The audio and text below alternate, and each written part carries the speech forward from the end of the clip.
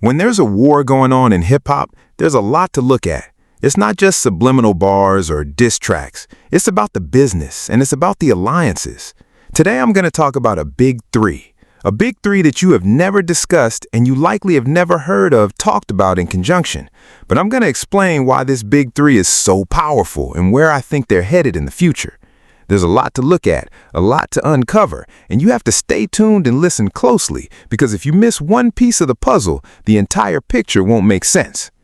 Please make sure that you like, comment, subscribe, and definitely hit the like button if you're watching on mobile. But right now, let's get into it. You see, when Kendrick Lamar said, "The big three is just Big Me," he lied. But he's not the only one. The media has been misleading people. Other rappers have been misleading people. The big three has never simply been a compilation of rappers. It isn't because there are no three artists powerful enough alone to shift the entire industry. It's much deeper than that. There are multiple versions of big threes, but today's focus is on this one: Jack Dorsey, Jay-Z, and Kendrick Lamar. This big three has cornered multiple markets: finance, music, technology, arts, and promotion. Let me break down the relationship and the companies each of these individuals are involved in.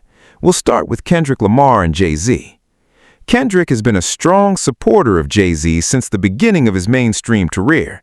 He's often spoken about his admiration for Jay-Z. Jay-Z even appeared on the remix of "Don't Kill My Vibe," and Kendrick has defended Jay when people criticized him for being overly capitalist. At the South by Southwest Music Festival in Indiana, Kendrick was asked about the remix featuring Jay-Z. He referred to him as the greatest MC alive and expressed how much he admired his longevity, skill, and influence. That moment shows clearly how Kendrick has viewed Jay-Z as the GOAT.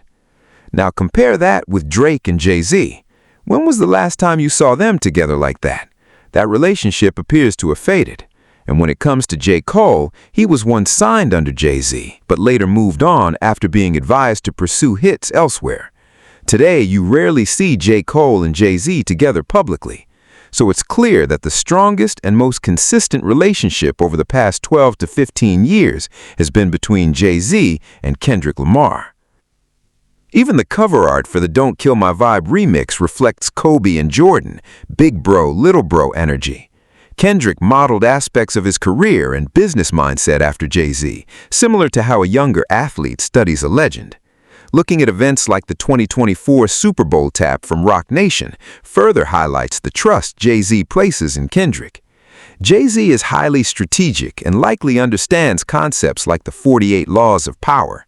One of those laws is to keep people dependent on you. While Kendrick is not dependent on Jay-Z, Jay-Z's value and influence still play an important role in Kendrick's ecosystem. Now we move to the link between Kendrick Lamar and Jack Dorsey. Jack Dorsey is a billionaire, founder of Twitter, now X, and Block, formerly Square, which owns Cash App.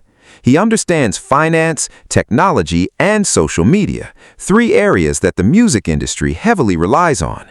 He also bought Tidal from Jay-Z. Jay-Z made profit from that deal and also gained a board seat at Square. That board seat gives him influence in one of the most powerful fintech ecosystems in the world. So Dorsey and Jay-Z are clearly connected, both financially and personally.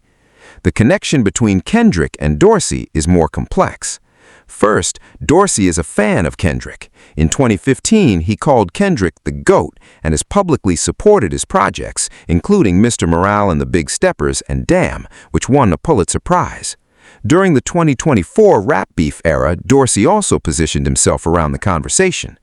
Kendrick even referenced him in GNX, saying, "I'll put a square on his back like Jack Dorsey." So musically, there is mutual respect, but the real connection is business. Since Cash App is owned by Dorsey, he integrates Kendrick and PG Lang into campaigns.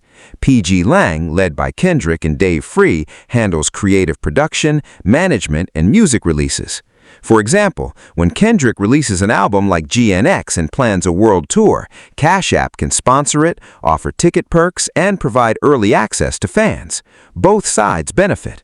For large-scale tours, Live Nation becomes essential, as it is the biggest promoter in the world. Live Nation has long-standing financial ties with Roc Nation, which is led by Jay-Z. As Roc Nation grows, the entire ecosystem grows with it. So now look at the full loop. Jay-Z is connected to Block through a board seat. Jack Dorsey owns Block. Dorsey funds Cash App. Cash App sponsors Kendrick's ecosystem. Roc Nation connects the touring infrastructure. It all circulates within the same network. This is what I mean by keeping it in the family. Everyone benefits while staying interconnected across industries. But it doesn't only flow one way. Jack Dorsey cannot buy culture or authenticity. That is where Kendrick and Jay-Z provide value. They bring cultural influence, access, and relevance. In return, they gain financial support, sponsorships, and infrastructure. Dorsey also gains cultural intelligence by working closely with P.G. Lang on creative campaigns for Cash App. At this point, you start to see the structure more clearly. This is not just music, this is business architecture. Now let's talk about Jay-Z and vertical integration. Jay-Z releases music through S. Carter Enterprises, which owns masters, publishing, and intellectual property. Roc Nation handles distribution and marketing. Tidal is part of the streaming layer, and Jay-Z still owns a portion of it, while Jack Dorsey owns the majority. This creates a full supply chain where Jay-Z benefits from creation to distribution to consumption. There is no middleman, no label cut. Every step feeds back into the same ecosystem. This is the future model. I believe other artists, including Kendrick and Drake, are building towards similar independence and control. So the big three was never Drake, Kendrick, and Cole. While fans focus on rankings and diss tracks, the real structure is built by Jay-Z, Jack Dorsey, and Kendrick Lamar. Together, they represent finance, technology, and culture. Each strengthens the others through sponsorships, partnerships, tours, and investments. And this is just the beginning. There are other big threes operating in different spaces, and those will be discussed later. What comes next will be interesting. Jay-Z's future moves, possible releases, special access drops, anniversary bundles, and strategic rollouts all suggest something bigger is being planned. This is not random. This is structured rollout strategy. So keep your eyes open, because this is more than music. It is infrastructure. And that is exactly what has been happening under the surface.